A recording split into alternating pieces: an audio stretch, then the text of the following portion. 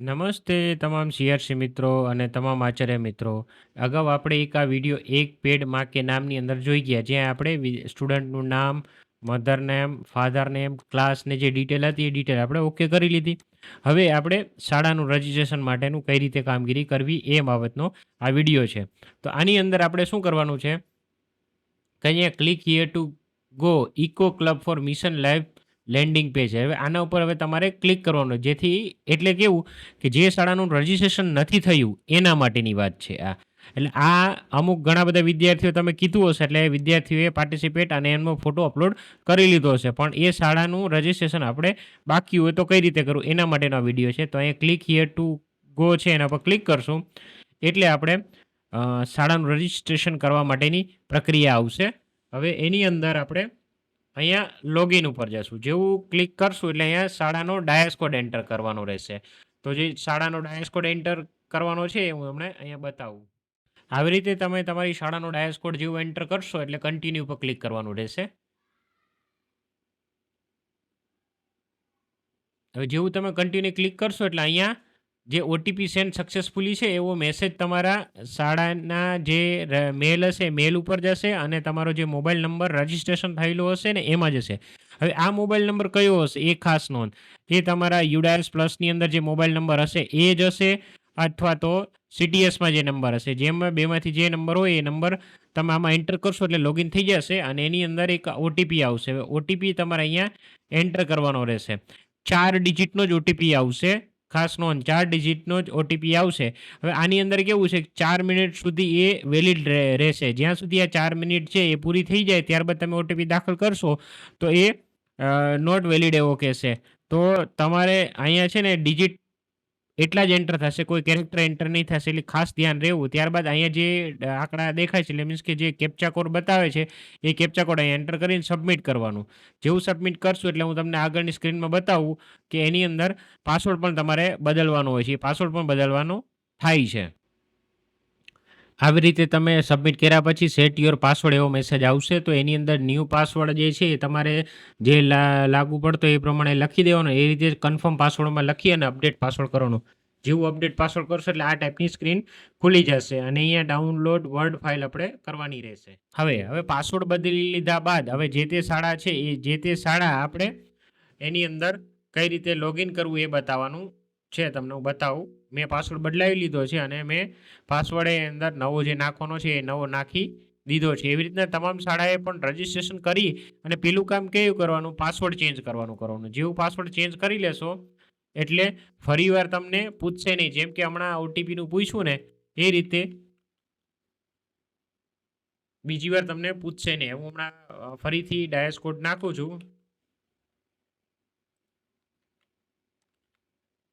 હવે જેવું કન્ટિન્યુ કરીશ એટલે ઓટીપી નહીં પૂછે, મને સીધો પાસવર્ડ જ પૂછશે. એટલે મેં પાસવર્ડ બનાવેલો છે એ પાસવર્ડ હું એન્ટર કરું.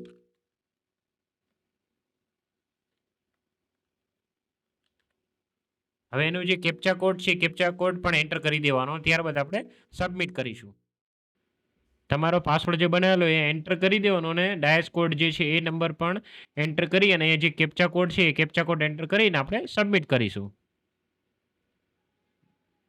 જેવું સબમિટ કરીશું એટલે રીડાયરેક્ટ થશે. હવે આની અંદર એવું થશે કે લોગિન સક્સેસફુલી તો મેસેજ આવી જશે. ત્યારબાદ આવું તમારે એક મિશન લાઈફ નોટિફિકેશન પણ અપડેટ કરવાની રહેશે. એટલે મીન્સ કે અપલોડ કરવાની રહેશે. એ પીડીએફ સ્વરૂપે અપલોડ કરવાની હોય છે. તો એ ક્યાંથી કરશું? તો સૌપ્રથમ અહીંયા ડાઉનલોડ વર્ડ ફાઇલ છે, એ ડાઉનલોડ વર્ડ ફાઇલ ઉપર આપણે ક્લિક કરશું એટલે એક વર્ડ ફાઇલ ડાઉનલોડ થશે. એ વર્ડ ફાઇલ જેવી ડાઉનલોડ થશે એ આપણે હું તમને બતાવી દઉં. આ ટાઈપની વર્ડ ફાઇલ હોય છે. હવે આની અંદર કેવું, એક કમિટી બનાવવાની હોય છે. આપણી ભાષામાં કમિટી એટલે નોટિફિકેશન હોય છે.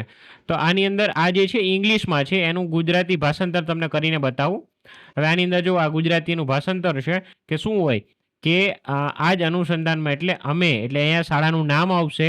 ત્યારબાદ અહીંયા ઇકો ક્લબના જે નેતૃત્વ, જે કમિટી જે બનાવો એના નેતૃત્વ કરનાર જે શાળાના પ્રિન્સિપાલ છે એમનું નામ આવશે.